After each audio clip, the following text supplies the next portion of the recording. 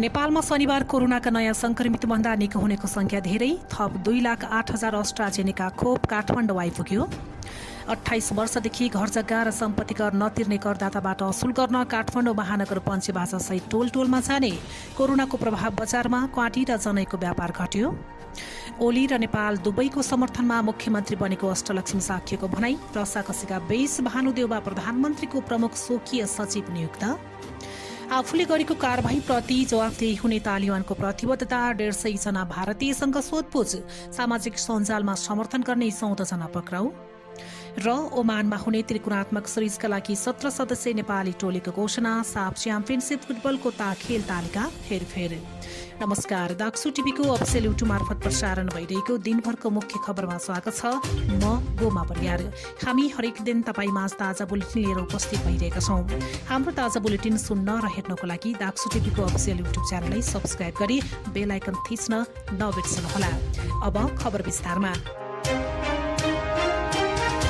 नेपालमा शनिबार नयाँ संक्रमितको संख्या भन्दा निको हुनेको संख्या बढी देखिएको छ। थप 2,075 जनामा कोरोना संक्रमण पुष्टि हुँदा यही अवधिमा थप 2,382 जना निको भएका छन्।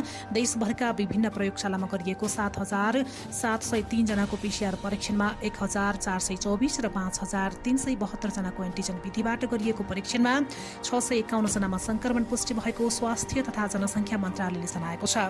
शनिबार थपिएकोमा काठमाडौँ उपत्यकामा 667 जना छन्। मन्त्रालयका अनुसार काठमाडौँमा 483, ललितपुरमा 103 र भक्तपुरमा 81 जना संक्रमित भेटिएका छन्। यो सँगै नेपालमा कुल संक्रमितको संख्या 7,45,731 पुगेको छ। यसमध्ये 6,95,925 जना निको भइसकेका छन्। यस्तै शनिबार थप 30 जनाको मृत्यु भइसँगै हालसम्म 10,485 जनाको कोरोना संक्रमणबाट मृत्यु भइसकेको छ।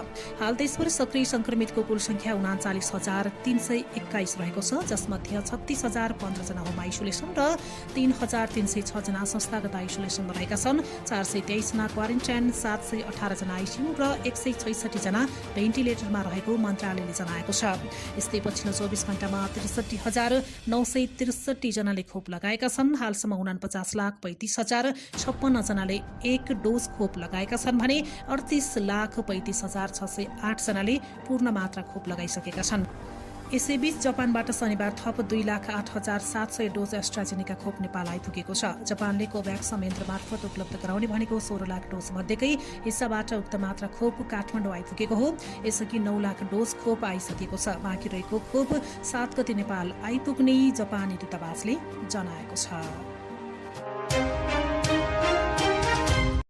वैदेशिक रोजगारीको क्रममा मलेसियामा कार्यरत रहँदा ज्यान गुमाएका 8 कामदारको शव काठमाडौँ ल्याइएको छ। शनिबार 8 जनाको शवका साथै अन्य 16 जनाको अस्तु पनि नेपाल ल्याइएको त्रिभुवन अन्तर्राष्ट्रिय विमानस्थलले जनाएको छ। मृतकहरू रोजगारीको क्रममा मलेसियामा विभिन्न दुर्घटना र अन्य घटनामा परेर ज्यान गुमाएका हो र उनीहरूको त्यही दाह संस्कार गरिएकाले अस्तु मात्रै नेपाल ल्याइएको जानकारी गराइएको छ। केहीको भने मलेसियामै रहँदा कोरोना संक्रमणका कारण मृत्यु भएको उनीहरूको अस्तु मात्रै नेपाल ल्याइएको हो। बागमती प्रदेशकी नवनियुक्त मुख्यमन्त्री एवं नेकपा एमालेकी उपाध्यक्ष अष्टलक्ष्मी साक्यले आफू पार्टी एकताको पक्षमा रहेको स्पष्ट पार्नु भएको छ। उपाध्यक्ष साक्यले पार्टी एकता कार्यदलले तयार पारेको 10 बुँदे सहमतिलाई कार्यान्वयनमा ल्याउने प्रतिबद्धता अध्यक्ष केपी शर्मा ओलीले गर्ने बित्तिकै एमाले एकजुट भएर अघि बढ्ने विश्वास व्यक्त गर्नुभएको छ। नेकपा एमाले रामेछाप काठमाडौँ सम्पर्क मञ्चले शनिबार काठमाडौँमा आयोजना गरेको एक कार्यक्रममा बोल्दै उहाँले पार्टी एकतालाई कमजोर बनाउने काम कसैले पनि गर्न नहुनेतर्फ पनि सिंहको पार्टीको ध्यानाकर्षण गराउनु भएको छ। उपाध्यक्ष साक्यले आफू अध्यक्ष ओली र वरिष्ठ नेता माधव कुमार नेपाल दुवैको साथ पाएर मुख्यमन्त्री भएको उल्लेख गर्दै बाहिर नेता नेपाललाई धोका दिएको भन्ने खालको गलत सन्देश दिएर पार्टीको एकतालाई कमजोर बनाउने काम नगर्न पनि आग्रह गर्नुभएको छ। प्रधानमन्त्री शेरबहादुर देउवाको प्रमुख स्वकीय सचिवमा भानु देउवा नियुक्त हुनुभएको छ। भानुले नै सो जिम्मेवारी निभाउँदै आए पनि उहाँले औपचारिक रूपमा नियुक्ति भने पाउनु भएको थिएन। बालुवाटारमा प्रधानमन्त्रीको प्रमुख स्वकीय सचिव कसलाई बनाउने भन्ने विषयमा रसाकसीका कारण लामो समय सो पदमा औपचारिक नियुक्त हुन सकेको थिएन। प्रथम महिला आर्जु राणाले प्रकाश देउवालाई सो पदमा नियुक्त गर्न चाहनु भएको थियो। प्रकाश देउवा लामो समय आर्जुकै स्वकीय सचिवका रूपमा काम गर्दै आउनु भएको छ, जसले गर्दा लामो समयसम्म पनि कोष प्रमुख स्वकीय सचिव बन्नेमा अन्योल रहेको थियो। प्रधानमन्त्री देउबाको यसअघिको प्रधानमन्त्री कालमा पनि भानु देउबा नै प्रमुख स्वकीय सचिव हुनुभएको थियो। नेकपा माओवादी केन्द्रका अध्यक्ष पुष्पकमल दाहाल प्रचण्डको सचिवालयले उहाँ सामान्य बिरामी हुनुभएको जनाएको छ। स्वास्थ्य समस्या भएर घरमै आराम गरिरहनुभएका प्रचण्डको स्वास्थ्यबारे चासो व्यक्त भइरहँदा उहाँको सचिवालयले यसबारेमा स्पष्ट पारेको छ। प्रचण्डलाई सामान्य रुगाखोकी र ज्वरो आएको उहाँको स्वकीय सचिव गंगा दाहालले जानकारी दिनुभएको छ। अध्यक्षलाई सामान्य रुगाखोकी र ज्वरो आएको कोभिड टेस्ट गर्दा नेगेटिभ रिपोर्ट आएसँगै अहिले अवस्था सामान्य रहेको दाहालले जानकारी गराउनु भएको छ। महालेखा परीक्षकको कार्यालयले सामाजिक सञ्जाललाई दर्ता गराएर राजस्व असुल्न सुझाव दिएको छ। उक्त कार्यालय शुक्रबार 58औं वार्षिक प्रतिवेदन सार्वजनिक गर्दै Facebook, Viber, Twitter, Messenger, WhatsApp, Skype, WeChat, TikTok लगायत ओटीटी सेवा प्रदायकलाई नेपालमा दर्ता गराएर राजस्व असुल गर्न भनेको छ। उक्त प्रतिवेदनले इन्टरनेट सेवा मार्फत यस्ता एप नेपालमा निर्वाध रूपमा सञ्चालन भइरहेकाले कानूनी दायराभित्र ल्याउने पर्ने ठहर पनि गरेको छ। आयकर ऐन 2058 को दफा 67(6) को व्यवस्था अनुसार तार, रेडियो, अप्टिकल फाइबर वा भू उपग्रह जस्ता सञ्चार माध्यमबाट सूचना सम्प्रेषणको व्यवसाय सञ्चालन गर्ने व्यक्तिले नेपालमा स्थापित संयन्त्रबाट प्राप्त गरेको भुक्तानी नेपालमा स्रोत भएको मानिने व्यवस्था रहेको छ। तर इन्टरनेट सेवा मार्फत इन्टरनेट टेलिफोन सेवा प्रदान गर्ने भाइबर, म्यासेन्जर, स्काइप, व्हाट्सएप, वेबच्याट तथा बैठक गोष्ठी सेमिनार सञ्चालन गर्ने जुम, वेबएक्सोसिसको जस्ता एपहरू नेपालमा निर्वाध रूपमा सञ्चालन भइरहेका छन्। त्यति मात्रै नभई प्रतिवेदनले सबै किसिमका आर्थिक क्रियाकलापलाई करको दायरामा ल्याई राजस्वको आधार फराकिलो बनाउन ई कमर्स तथा भाइबर, म्यासेन्जर लगायतका एप तथा सामाजिक सञ्जालमा हुने अनलाइन विज्ञापनको समेत कानूनी व्यवस्था गरी करको दायरामा ल्याउन पनि सुझाव दिएको छ। विद्युत प्राधिकरणको कार्यकारी निर्देशकमा पुनः नियुक्ति भएपछि कुलमान घिसिङले कर्मचारीहरूको जिम्मेवारी हेरफेर गर्नुभएको छ। संस्थाभित्र सुशासन र भ्रष्टाचार विरुद्ध शून्य सहनशीलता प्राथमिकतामा रहेको घोषणा गर्नुभएका घिसिङले ग्राहकहरूसँग प्रत्यक्ष सम्पर्क राख्ने वितरण तथा ग्राहक सेवा निर्देशन लगायत अन्तर्गत प्रादेशिक कार्यालयका प्रमुखहरूको सरुवा गर्नुभएको हो। घिसिङले प्रादेशिकको प्रादेशिक कार्यालय विराटनगरको निर्देशकमा राजन ढकाललाई जिम्मेवारी दिनुभएको छ। प्रसारण लाइन आयोजना निर्माणमा अव्वल मानिएका र अहिले बृहत प्रसारण लाइन आयोजना हेर्ने जिम्मेवारीमा रहनुभएका ढकाललाई त्यहाँ लगिएको हो। त्यहाँका टेकनाथ तिवारीलाई बृहत प्रसारण लाइन आयोजना 400 केबी को प्रमुखमा ल्याइएको छ। यस्तै प्रदेश 2 प्रादेशिक कार्यालय जनकपुरको प्रमुखमा मुनिन्द्र ठाकुरलाई लगिएको छ। लुम्बिनी प्रादेशिक कार्यालय बुटोलको प्रमुख रहनुभएका ठाकुरलाई सबैभन्दा बढी विद्युत चुहावट भएको प्रदेश नम्बर 2 मा लगिएको छ।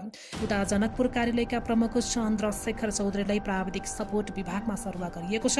चौधरी प्राधिकरणभित्र विद्युत गृहहरू सञ्चालनमा अव्वल मानिनुहुन्छ। एसियाली विकास बैंकबाट लगानी भएका आयोजना कार्यान्वयन गर्ने आयोजना व्यवस्थापन निर्देशनालयमा रहनुभएका नवराज ओझालाई लुम्बिनी प्रादेशिक कार्यालय बुटोलमा लगिएको छ। आयोजना व्यवस्थापन निर्देशनालयमा रहेका केदारराज सिलवाललाई गण्डकी प्रादेशिक कार्यालय पोखरामा सरुवा गरिएको छ। त्यहाँ रहनुभएका श्रीराम पोखरेललाई ऊर्जा दक्षता तथा चुहावट नियन्त्रण विभागको प्रमुखको जिम्मेवारी दिएको छ। यस्तै विद्युत चुहावट नियन्त्रण महाशाखाका जङ्गबहादुर चन्दलाई सुदूरपश्चिम प्रादेशिक कार्यालय अतरियाको प्रमुखमा सारिएको छ। काठमाडौँ महानगरपालिकाले 28 वर्षदेखि घरजग्गा र सम्पत्ति कर नतिर्ने ठूला करदाताबाट असुल गर्न पञ्चेबाजा सहित टोलटोलमा जाने भएको छ। बक्यौता रकम असुल गर्न महानगरले पटक पटक सार्वजनिक सूचना जारी गर्दा समेत सम्बन्ध भएका निकाय सम्पर्कमा नआउँदा यस किसिमको तयारी थालिएको छ। आगामी बुधबारदेखि महानगरले पञ्चेबाजा सहित कर असुल सम्बन्धी लोक तथा दोहोरी गीत बजाएर घरजग्गा र सम्पत्ति कर नतिर्ने ठूला करदाता समक्ष पुग्ने र गीत मार्फत कर नतिर्ने करदाताका बारेमा जानकारी गराउने जनाएको छ। जनै पूर्णिमाको दिन खाइने क्वाटीको व्यापार घटेको छ। चाडपर्वको समयमा बढ्ने गरेको व्यापार कोरोना महामारीको कारण घटेको छ। यस्तै जनैको व्यापारमा समेत कमी आएको छ। जनै पूर्णिमाको अघिल्लो दिन शनिबार बिहान काठमाडौँको असन बजारमा टोलाएर बसेका व्यापारीहरूले जनै र क्वाटी दुवैको व्यापार गत वर्षको तुलनामा धेरै कम भएको बताएका छन्। असनका स्थानीय व्यापारी साहित्य रत्न तुलाधरले गत वर्षको भन्दा यस वर्ष क्वाटीको व्यापार धेरै कम भएको बताउनु भएको छ। क्वाटी शरीरलाई ताकत दिने खानेकुरा भए पनि यसको व्यापार यस वर्ष धेरै कम भएको उहाँको भनाइरहेको छ। तुलाधरले भन्नुभयो, व्यापार यसपालि त्यति छैन, धेरै कम छ। पार्टी वर्षमा एकपटक खाने पर्ने हो, तर यसको व्यापार कम भइरहेको छ। यसैबीच असम चोकमै जनै व्यापार गरिरहनुभएका दोलखाका दुर्गा प्रसाद उपाध्याय न्यौपानेले पनि मानिसहरूले जनै खरिद गर्न नै छाडिसकेको प्रतिक्रिया दिनुभएको छ। उहाँले कोही बुढाबुढीले जनै लगे पनि युवाहरू धेरैले यसलाई लगाउनै छाडिसकेको अनुभव समेत सुनाउनु भएको छ। न्यौपानेले 15 र 25 रुपैयाँ दरका जनै व्यापार गर्नुभएको छ, तर ग्राहक पाउनै समस्या भएको उहाँको गुनासो भएको छ। सर्लाहीमा आफ्नै दाजुसँग झगडा गरिरहेका युवक हतियारसहित पक्राउ परेका छन्। सदरमुकाम मलङ्कुवा नगरपालिका 11 ठूलो पल्सी निवासी 30 वर्षका शमसुद्दिन अन्सारीलाई गोली लोड भएको एक थान कटुवा पिस्तोलसहित पक्राउ गरिएको प्रहरीले जनाएको छ। शमसुद्दिन र उनका 45 वर्षका दाजु फुलगनी अन्सारी बीच झैझगडा भएको खबर पाएपछि पुगेको प्रहरी टोलीले उनीहरूलाई हतियारसहित पक्राउ गरेको सर्लाही प्रहरीका प्रवक्ता एवं डीएसपी माधव प्रसाद बुढाथोकीले जानकारी दिनुभएको छ। अब विदेशका खबर। अफगानिस्तान कब्जा गरेको विद्रोही समूह तालिबानले नियन्त्रणमा लिएका 150 भारतीयलाई लामो समय सोधपुछपछि छाडेको छ। शनिबार बिहान काबुल विमानस्थलबाट भारत फर्कन लागेका उनीहरूलाई तालिबानले नियन्त्रणमा लिई एउटा ट्रकमा राखेर लगेको थियो। उनीहरूलाई लामो सोधपुछपछि छाडिएको भारतीय सञ्चार माध्यमले उल्लेख गरेका छन्। तालिबानले छाडेका 150 जना अहिले काबुल विमानस्थलमा रहेका छन्। उनीहरू स्वदेश फर्कन विमान कुदिएका छन्। स्रोतलाई उद्धृत गर्दै एनडीटीभीले बताए अनुसार उनीहरूको यात्रा विवरणबारे सोधपुछ गर्नका लागि तालिबानले प्रहरी चौकी समेत लगेको थियो। तालिबानले 150 जनालाई नियन्त्रणमा लिनु केही बेर अघि भारतले आफ्नो एयरफोर्स पठाएर काबुलबाट 85 भारतीयलाई स्वदेश फर्काइसकेको थियो। भारतले यसअघि नै आफ्ना दूतावासका कर्मचारीलाई अफगानिस्तानबाट निकालिसकेको छ। यस्तै भारतको असम प्रहरीले सामाजिक सञ्जालमा विद्रोही समूह तालिबानको समर्थन गर्ने 14 जनालाई पक्राउ गरेको छ। अफगानिस्तानमाथि तालिबानले गरेको कब्जाको समर्थन गर्ने असमका 14 जनालाई स्थानीय प्रहरीले पक्राउ गरेको बीबीसीले जनाएको छ। उता तालिबानले भने आफूहरूले गरेको कारबाहीको जवाबदेही हुने बताएको छ। उसले आफ्ना सदस्यहरूले बदला र प्रताडित गर्ने उद्देश्यले गरिएको भनिएका घटनाहरूको जाँच गर्ने पनि प्रतिबद्धता जनाएको छ। अब खेल खबर। आगामी सेप्टेम्बर 13 देखि 20 सम्म ओमानमा हुने नेपाल, ओमान र अमेरिका सम्मिलित विश्वकप लिग 2 अन्तर्गत त्रिकोणात्मक सिरिजका लागि नेपाली टोली घोषणा भएको छ। नेपाल क्रिकेट संज्ञानले शनिबार ज्ञानेन्द्र मल्लको कप्तानीमा 17 सदस्यीय टोली घोषणा गरेको छ, जसमा गुलसन झा पहिलो पटक टिममा पर्दा रोहित पौडेलले पुनरागमन गरेका छन्। बन्द प्रशिक्षणमा रहेका 19 मध्ये कमल सिंह एरी र साहाब आलम भने अन्तिम टोलीमा हटाइनन्। क्यानका अनुसार नेपाली टिम आगामी मंगलबार ओमान प्रस्थान गर्ने भएको छ। त्रिकोणात्मक सिरिज अघि नेपालले ओमानमै पपुवा न्युगिनीसँग 2 ओडीआई क्रिकेट म्याच खेल्ने भएको छ र 13औं साफ च्याम्पियनशिप फुटबल प्रतियोगिताको तालिका परिवर्तन भएको छ। दक्षिण एसियाली फुटबल महासंघले मालदिप्समा हुने प्रतियोगिताको तालिका संशोधन गरेको छ। संशोधित तालिका अनुसार अक्टोबर 1 देखि 16 तारिक अर्थात् असोज 15 देखि 30 गतिसम्म प्रतियोगिता चल्ने भएको छ। नेपालले असोज 15 गते आयोजक देश मालदिप्ससँग उद्घाटन खेल खेल्ने भएको छ। यस्तै श्रीलङ्कासँग असोज 18 गते, भारतसँग 24 गते र बंगलादेशसँग असोज 27 गते खेल्ने भएको छ। प्रतियोगितामा पाकिस्तान र भुटान सहभागी हुने छैनन्। 5 टोली मध्ये शीर्ष 2 मा रहने टोलीले फाइनलमा प्रतिस्पर्धा गर्नेछन्। हवस् त अहिलेको लागि मुख्य खबर सकियो। भोलि फेरि मुख्य खबरका साथमा उपस्थित हुनेछौँ। बिदा दिनुहोस्। नमस्कार।